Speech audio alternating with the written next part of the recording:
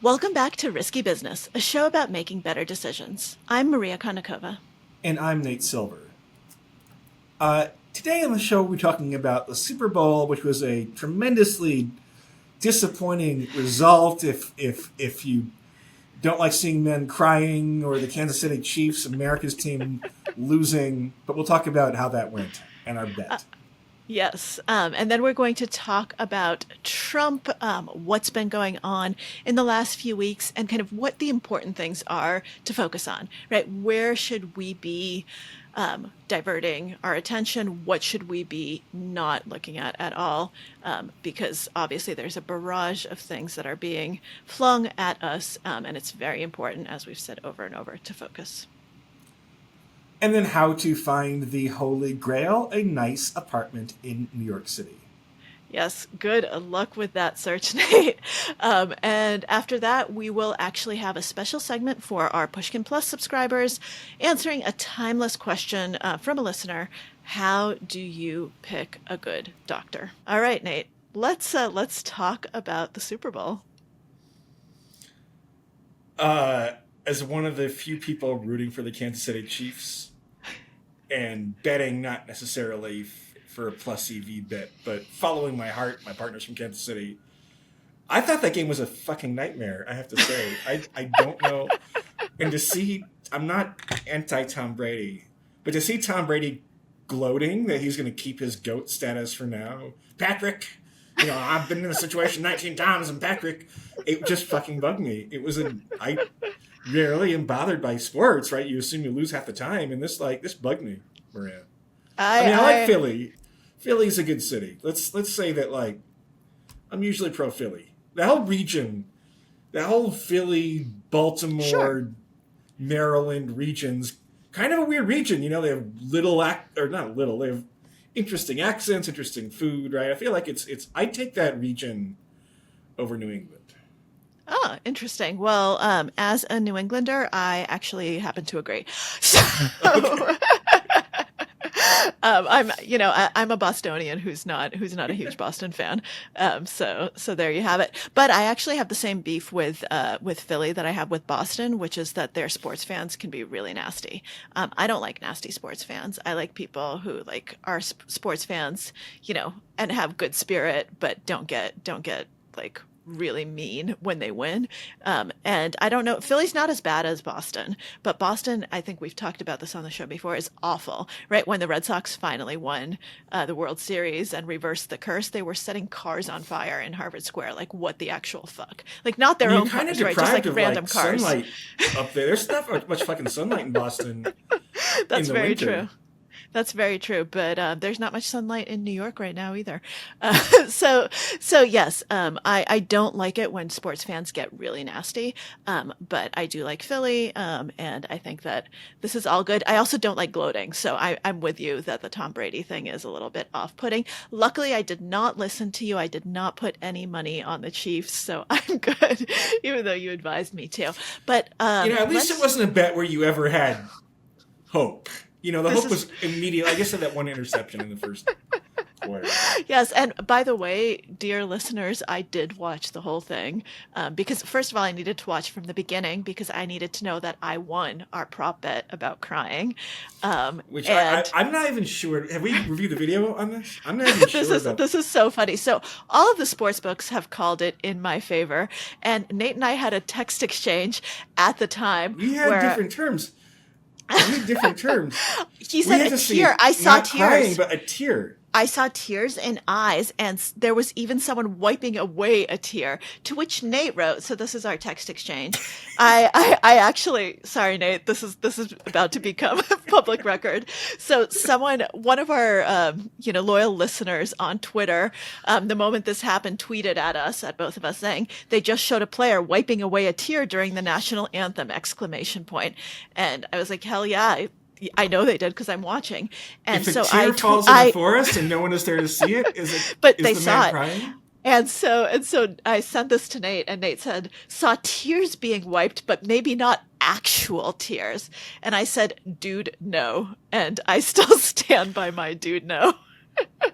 Resolute. Nate, We're gonna I have win. to go to I win. video. I mean, this is a small bet. I'm not gonna, the Chiefs thing already has me devastated, right? But like, I don't know about that. Nate, you have to embrace it. I We win. negotiated the terms carefully. We did, but there was a tier, and it was being wiped away. Okay, the terms were: is there a player or coach who has a tear in their eye during the national anthem? I think you have to actually see the tear, not just the implication of the tear. But those were the terms that we carefully negotiated. You could see the tear, and whenever you saw the player's eyes, you could actually see them welling up, which is one of the things I said. The welling up with tears. Okay, let me say this. Let's say we bet that a McDonald's hamburger would be shown on the broadcast, and what you see is the residue of a Big Mac. You see the wrapper and some of the, I don't know. But no, we saw the Big Mac. Chunks. We saw the final bite of the Big Mac being consumed, and that would count. Because, we saw the final bite, and then someone wiping away their mouth. So I think that I won this bet. Nate clearly has some issues with it, but I will side with all of the sports books, with our loyal fans who all say they also saw tears. Nate, I think I got this one, and I think I think you lost $10, right? We're okay. I'll buy you a beer for your tears. All right, perfect. I don't drink beer, but you can buy me half a glass of wine. Okay. Because I don't think $10 is gonna do the full. We'll do a half pour. You owe me a half. Depends pour where you go. of wine. Go off strip. You can probably get some. Ironically, the less you pay for wine, the better the pour. Yeah. Oh, I also wanted to correct the record from last week when we were talking about the coin flip. So I actually tracked down the study that looked at this, and it's by Percy Diaconis, who does really fun work in statistics. And it turns out that the coin is slightly more likely to land on the side from which it started. So that's when it's a human person tossing it. So if it starts with heads up, it's more likely to land heads. Like 50 point, it's less than 0.5%. Like it's tiny, tiny, tiny, and you need thousands and thousands of tosses. But when it's a human being and not like a computer, not a simulation, it turns out that the coin is more likely to land on the side which was facing up at the start of the toss. So I just want to throw that out there for people who are. I think I did say tails, right? I got that right, and the Chiefs got that right, and that was the only thing. Yeah, that went right. So that was also. Entire... Yep. So the weight also matters. So we're both. I just wanted to make sure to put that study out there because I think it's a lot of fun, and I think it's kind of cool that there's human error, right? That's introduced in the way that we toss coins. I mean, they could do rock, paper, scissors, right? Which adds like an element of strategy and game theory. Yeah, that would be fun. They should get a Japanese team to do this because I think they're the best at Rochambeau. I think they always win the championships. So they need like a backup team, their quarterback, to do the rock, paper, scissors. WSORPS, World Series of Rochambeau, or rock, paper. Anyway. There you go. All right. So that's the Super Bowl. Nate, I'm sorry that your team lost. I'm happy that I won our prop bet. And, I think we both agree that people gloating is never a good look. No, I mean, so, for example, you wouldn't have mentioned the prop bet 5 times there, I think. Just once in our summation of the segment, which we always do. We always sum up what we've talked about. You're also bragging about a bet where you minus 400. I bet the sun will come up tomorrow, minus $1 million. All right. The line was different when we made the bet, by the way. We're going to take a quick break and then talk about Trump.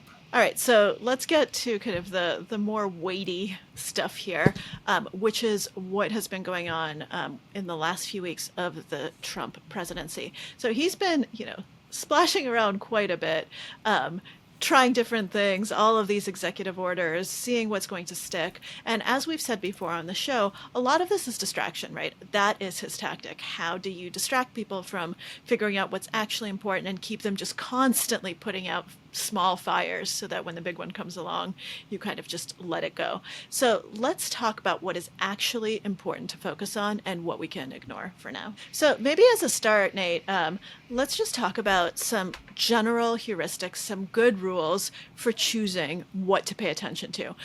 So when you try to figure out, okay, what should I be focusing on? What comes to mind? How do you figure out priorities, whether it's Trump or anything else, just in general? What am I going to pay attention to?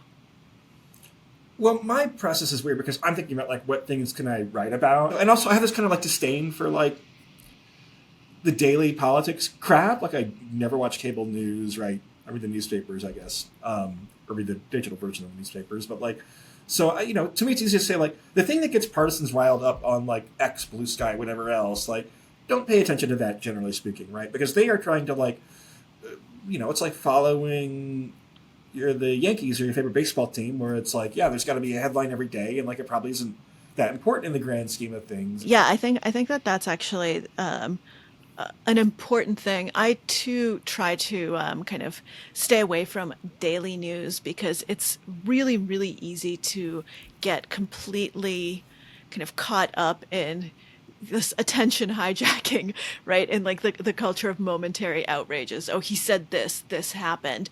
And if you're too online, I think that nothing hijacks your attention more than that, right? Like the overly like being too involved in all of this discourse and every single thing that comes up. I think that that distracts you from bigger picture things. So something I always ask myself is, okay, how important is this in the long term? What are the implications? Is this something that we're going to care about in a week, right? Is this something that we're going to care about in a month? If the answer is yes, okay, maybe pay attention to it. If the answer is no, then I can safely avoid this particular conversation. Like if you go to like msnbc.com right now, right? Read the headlines. One's about Kanye West. One's about like Steve Bannon and then Eric Adams, right? One's about Rod Blagojevich, the former governor of Illinois, who has got pardoned or is going to get pardoned. Trump's frustration with deportation numbers will likely lead to more chaos, right? Is the headline of one article. So it's all stuff that like is designed to get an emotional reaction out of. Yes, can I make a confession? And I hope that they will take it personally, but I hope this does not affect my future career. I don't think I've ever gone to msnbc.com to the front page. Like that is just not a website that I have ever visited unless someone has given me a link to a specific article that I should be reading for some specific reason, right? There are places that are meant to hijack your attention. And that to me, just like Fox News, like on the other side, to me, those are places that are meant to kind of foment outrage and hijack your attention. And I just try to stay out of that, right? Like that is not how I want to consume my news. The fact that the Trump administration seems a little bit indifferent toward separation of powers. I had this article called 113 Predictions About Trump and like lists of various things that could go right or wrong. I had what's the chance that he'll disobey a Supreme Court order, which I had at 10%, which sounds low because usually it's conservative Supreme Court, right? So it's like he would if he could, but we are getting more and more issues where they're like, okay, go ahead and we're going to do a bunch of shit that we know is illegal and go ahead and stop us. We have first mover advantage, and then we will interpret very liberally every ambiguity and things like that. And, and so that whole thrust of things, I mean, people start all of a sudden saying, no, this is a coup and auto golpe is a self coup where you get in power and then destroy. And like, I think the problem is that like the audience for this message are people who are like already convinced, and because it's this like abstract thing, and and the thing is like he's targeting USAID, foreign assistance, even though if you kind of look from an EV standpoint, probably has a lot of utilitarian benefit. Foreign aid is not a very popular program, right? A lot of the other executive orders are doing are things that are popular enough, or they have a mandate to do based on the election, on the immigration stuff, for example. And so I don't know. What do you think, Maria? No, I mean, I totally agree with you that like number one issue, which underlies a lot of what's going on, is a lack of regard for separation of power. And I don't think that this is just Trump. I think that this is also kind of Congress lacking a backbone and not being like, hey, you're taking away powers that should be ours, right? Instead of doing that and being like, hey guys, like this is ours. We're the ones who control the purse strings, right? We're the ones who do these allocations. The budget committee matters. Instead, they're like being, oh, okay, you gave us you gave another executive order. Okay, that's cool. Like, it's what we want, so it's fine. But I think that it's very short-term thinking, and I think that's incredibly dangerous, right? So that to me is very worrisome, because we want a government that does check each other, that that is responsive, and we do want a judicial system that is listened to. Like, it's actually going to be very scary if Trump just flat out defies a judicial order, right? Like, what's going to happen then? Is the rest of government going to grow a spine or not?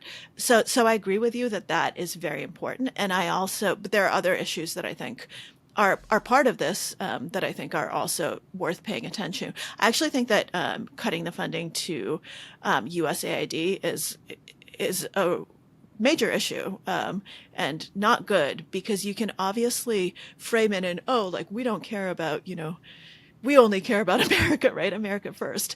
But if you think about what aid is actually being cut, right? People are not getting life-saving medications. Like, you actually have a body count, right? You will have people who will die without access to these medications, without access to some of these programs. And so I think that's a huge deal.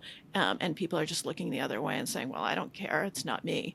It could be you, right? Like, that's actually incredibly important. It could be an opportunity for private charitable organizations, which are sometimes more efficient than the government, to step up. But yeah, like, you almost can kind of, like, the equilibrium is such that it probably is pretty good from a utilitarian standpoint, because it's unpopular, right? For America to do something that doesn't help us directly, and of course, having more stability in the world can help us. Does help us directly. Help alliances, but like, it kind of has to be good in order for us to tolerate it. The third thing that I would say, though, since I do come from academia, and I am very well aware of the importance of research, I'm actually very worried about the NIH funding as well, which is part of what Trump has been trying to do over and over and over. Like, he has tried to do this repeatedly, and I think that it's really going to, if it holds, right, because people are actually trying to protest this, then capping the indirect costs at 15% is going to be a huge blow to research in the United States, to innovation in the United States, to the number of people who can and will stay here. And I think it's actually something that will make us a whole lot less competitive on the global arena than we currently are. Like, it's a big fuck you to research. By the way, this is from someone who has written about and talked about the fact that there's tons of administrative bloat in academia, right? This ain't the way to get rid of it. And this is aiming at something very different, despite what the rhetoric might say. Yeah, I mean, this is also one of the, I've had enough fights with enough, like, woke academics over the years, and criticisms over the politicization of research, and just not politicized, but just kind of crappy research that's, p hacking and things like that. Sure. Look, the good news is that in the long run, it might make all this more popular again, but, like, we're only 3 weeks in, and I understand that people feel overwhelmed. Yeah. And as you say, like, it is showing a disdain for a very real public good, right? For things that help both the United States and people individually, for really crucial research. And, I was talking to my sister, who is an MD PhD, who runs a lab whose funding is getting cut, who, it doesn't know if the NIH grant that she was supposed to get is actually going to come through. And she's doing, like, life-saving work with infants and infant health and all of these different things. And we were just talking about it, and I was trying to calm her down, because obviously, like, she's very upset. And I was like, look, like, if this makes him unpopular enough, if he tries to do too much, then in 2 years, Democrats should be able to win the midterm elections and blah, blah, blah. And what she told me, and I think that, it's not wrong, even though I try to argue against her, because I want to calm her down and make her, not be as despairing. She's like, yeah, but 2 years could actually be enough to kill a lot of crucial research programs, and to get people to leave the United States, right? To get some research to go to Europe, to go to Asia, to go to places that will actually be able to carry out the types of work that they need to be carrying out. And so I think that, in general, we've seen, both from Elon and from Trump, this, like, anti-public good, but also anti-science stance that is really playing out here.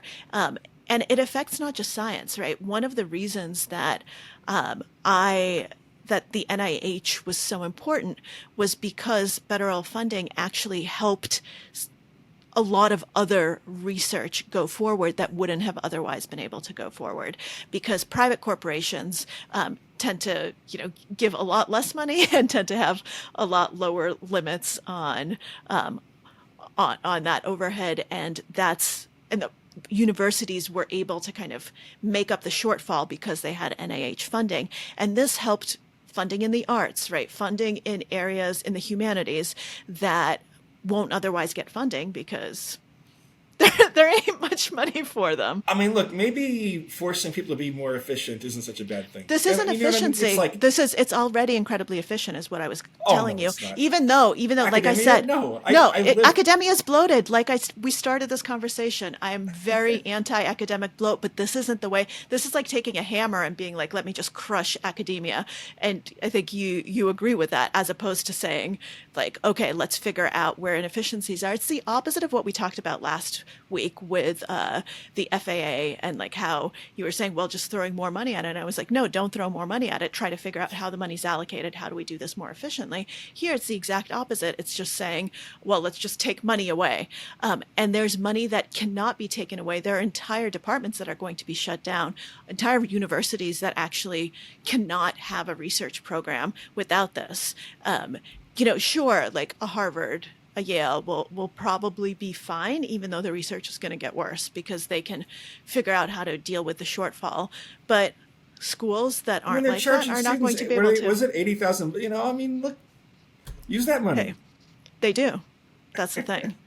They already do. Use your endowments. They do. They have way more money than endowments. Sure, but that's what I'm saying. Endowments. You don't need. That's why I'm saying Harvard and Yale will be fine. But what about everywhere else? Those aren't the only two schools where research happens. So all I'm saying is you have to, because there's so much, when you're trying to cut costs, there's so much like special pleading, right?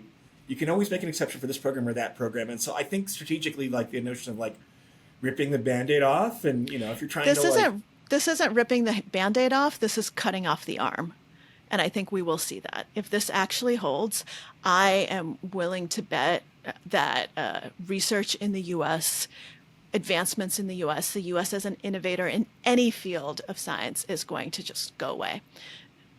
Well, we're innovators because of the private sector, mostly. No, but you forget how much of the private sector is done by academics who went into academia, who have that knowledge. People are going to stop, right? If you know you can't get funding and you can't do your research, why in the world would you go into a PhD program? Why would you run a lab, right? People go from academia to industry. Where does industry get its superstars? From academia.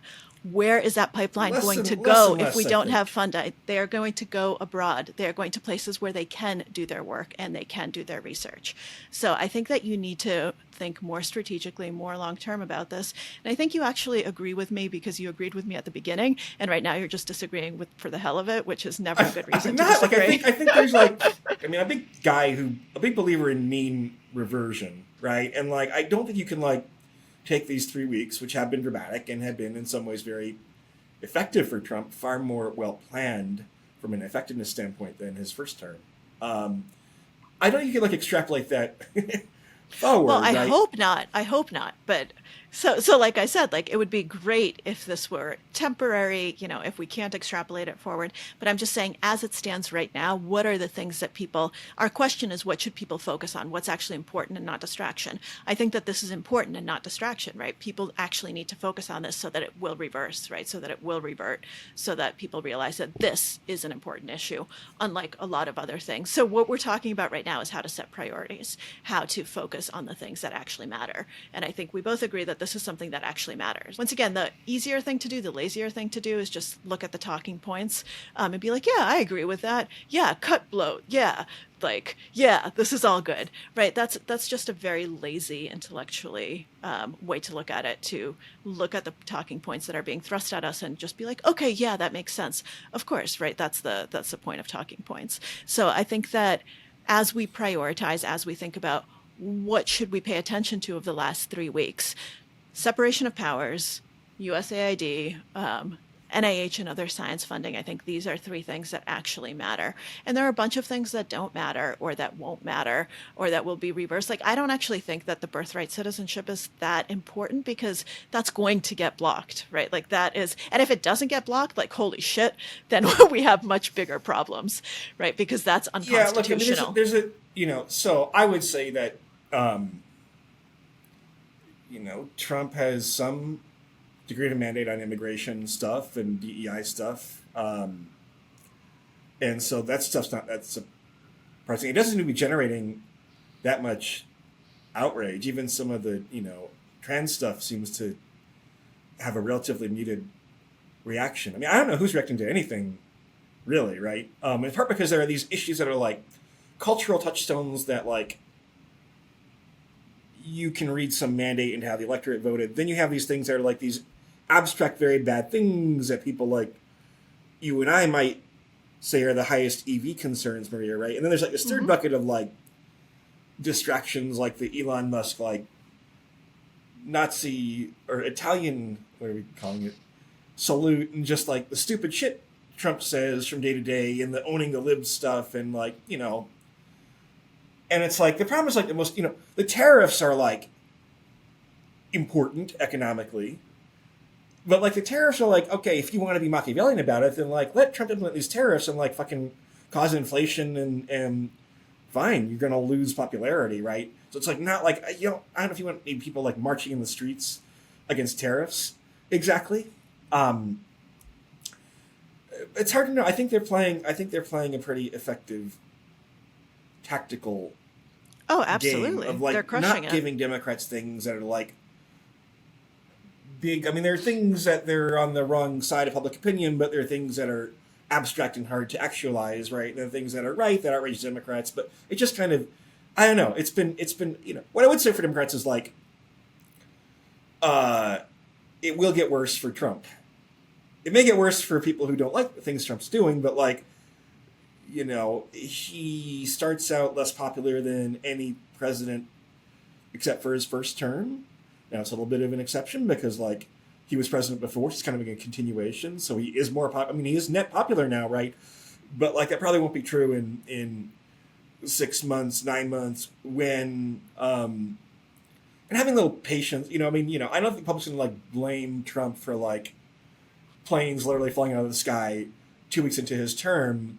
But they might 2 years into his term. And, like, that's a reasonable heuristic. It's actually pretty smart that, like, yeah, the day you take over, it's probably not your fault, but, after that, it might be. And so, I don't know. He is spending his political, one lesson for Democrats is, like, have a fucking game plan for the first 100 days. But although even then, right, a lot of things Biden did in the first 100 days was, like, through both policy and rhetoric, kind of open up the border a lot more and, pass a lot of executive orders that included environmental regulations and racial equity regulations and things like that later made the stimulus packages harder to implement and slower.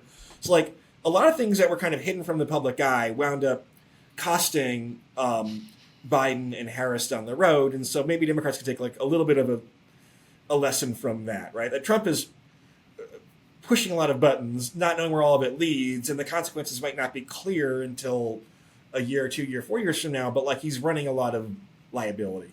Okay, so it seems like we're both agreed that, the single most important thing is that the separation of powers is eroding, is not being honored, and that this is the thing that could actually wind up, if it goes too far, being very difficult. I'm not going to say impossible, but very difficult to kind of roll back, unravel. This is the thing that if you're going to pay attention to one thing, it's this, right?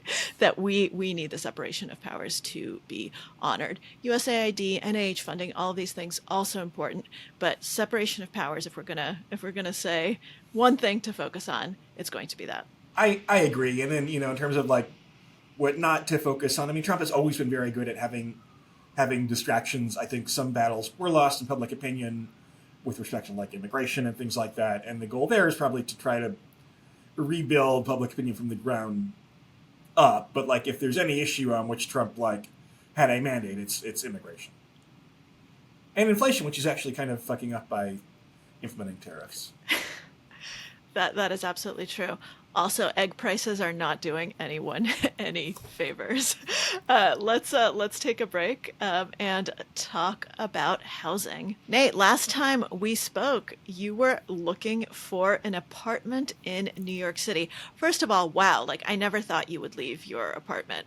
So so talk us through that decision, how it's Hopefully going. hopefully my landlord isn't listening to this. My partner and I have always had these kind of unusual, funky spaces. Like we're both in the Midwest, we kind of like having our space, right? But like it's often in buildings that like where the space is oddly laid out or where the amenities aren't great. And I don't know. We just have the elevator in our building is broken half the time. And I don't want to say where I live, but I'm not sure it's totally up to code, right? We have the water out for 3 days in the middle of February where the pipe was froze and things like that. And like, it just, and we're also, so one of my big GTO theories is like, you are paying for everything involved in your apartment bundle, whether you like use it or not. Right. So like, if you are paying a big premium to have like a large space and you don't need all that space, then you probably want to downsize. Either you're saving money or,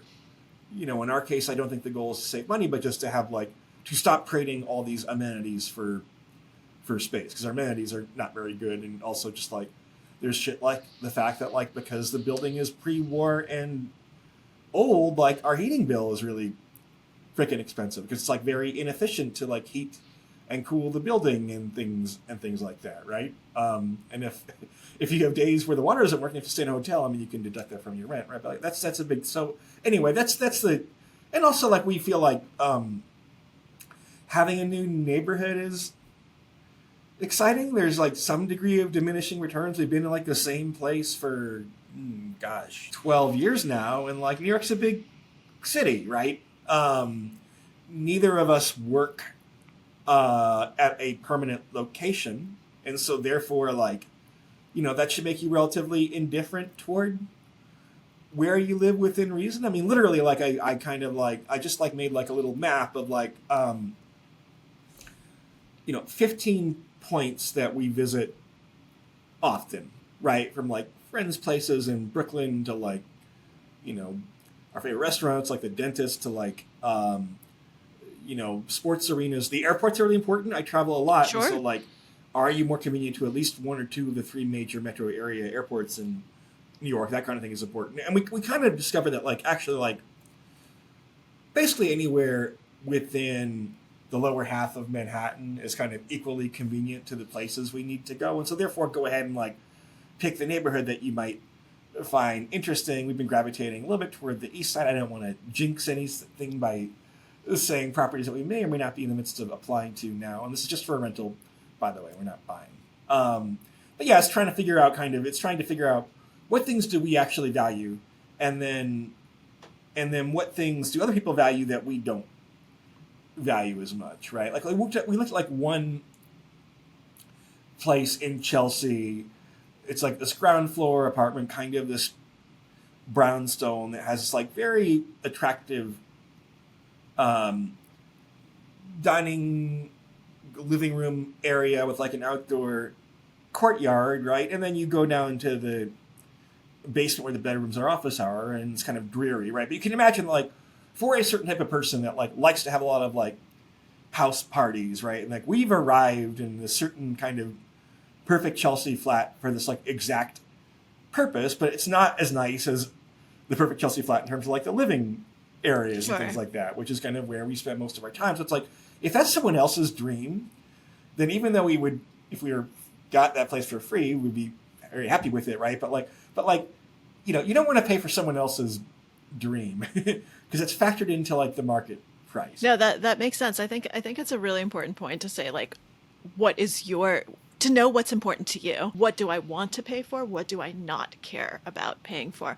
Otherwise, you might end up in nightmare situations or paying for an apartment that you're not happy in. Another example is, we thought briefly about looking at a place in Miami. This was kind of during the COVID era where Miami kind of came back online before. And I'm mostly positive, but somewhat ambivalent feelings toward Miami. But we had a Miami phase, like a lot of middle-aged gays, I guess. You know, and at first we had a friend who lives in Coconut Grove, which is a very nice community, right? But like, it's very desirable because like it has by far the better school options in terms of, I think, both public and private schools than other parts of Miami. So if you don't have kids in school, then like you really, really, really would have to love Coconut Grove in order to like override, to pay this premium for a service that you don't need. Yeah, no, I think that that's really important, and something that people, by the way, underestimate how much of a toll it takes emotionally, psychologically. There's a lot of research on this to commute long distances, right? It's actually very not good for you. So that is something that I would absolutely say, like, especially somewhere like New York, do take that into account. Schools are huge. So we looked at apartments, I won't say the exact neighborhood where I live, but we looked at apartments that are literally a block apart, but they're in two different school zones.